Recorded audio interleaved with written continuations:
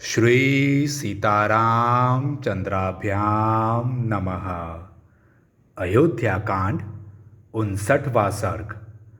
सुमंत्र द्वारा श्री राम के शोक से जड़ चेतन एवं अयोध्यापुरी की दुर्वस्था का वर्णन तथा राजा दशरथ का विलाप।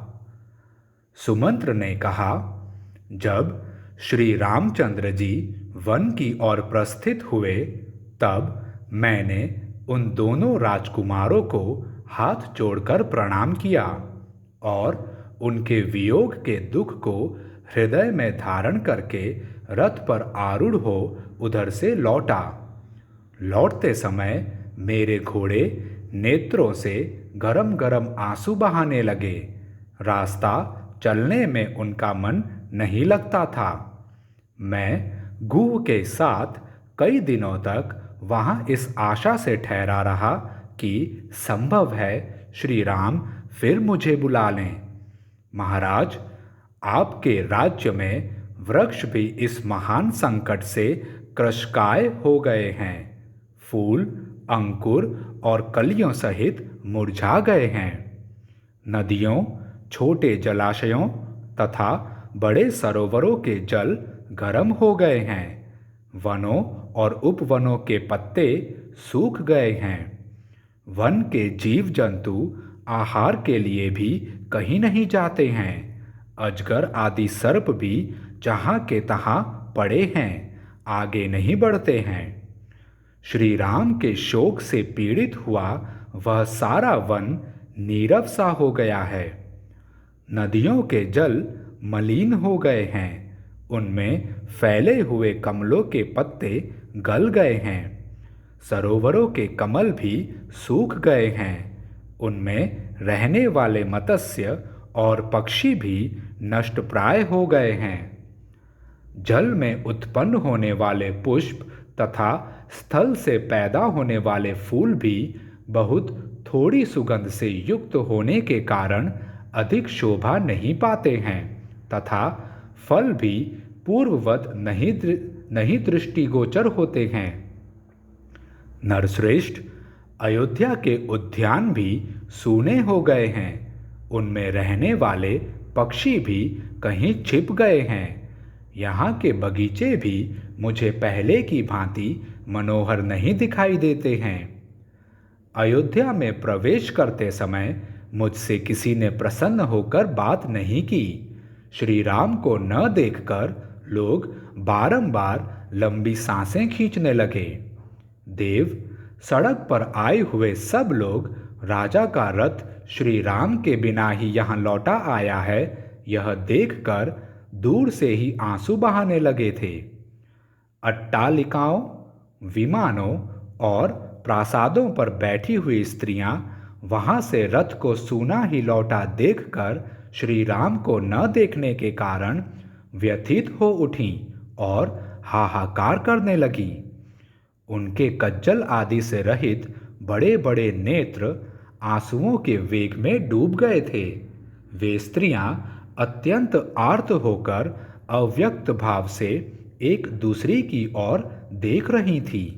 शत्रुओं, मित्रों तथा उदासीन मनुष्यों को भी मैंने समान रूप से दुखी देखा है। किसी के शोक में मुझे कुछ अंतर नहीं दिखाई दिया है। महाराज, अयोध्या के मनुष्यों का हर्ष छिन गया है। वहाँ के घोड़े और हाथी भी बहुत दुखी हैं। सारी पुरी आर्तनाद से मलिन दिखाई देती है। लोगों की लंबी लंबी सांसें ही इस नगरी का उच्छ्वास बन गई हैं। यह अयोध्यापुरी श्री राम के वनवास से व्याकुल हुई पुत्र वियोगिनी कौशल्या की भांति मुझे आनंद शून्य प्रतीत हो रही है। सुमंत्र के वचन सुनकर राजा ने उनसे अश्रु गदगद परम दीन वाणी में कहा, सूत, जो पापी कुल और पापपूर्ण देश में उत्पन्न हुई है तथा जिसके विचार भी पाप से भरे हैं, उस कैकेयी के कहने में आकर मैंने सलाह देने में कुशल वृद्ध पुरुषों के साथ बैठकर इस विषय में कोई परामर्श भी नहीं किया।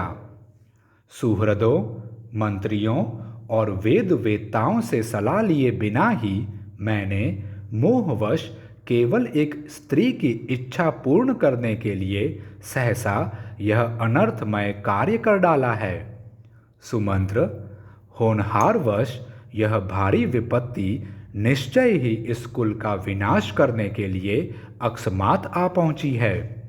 सारथे, यदि मैंने तुम्हारा कभी कुछ थोड़ा सा भी उपकार किया हो तो तुम मुझे शीघ्र ही श्री राम के पास पहुंचा दो।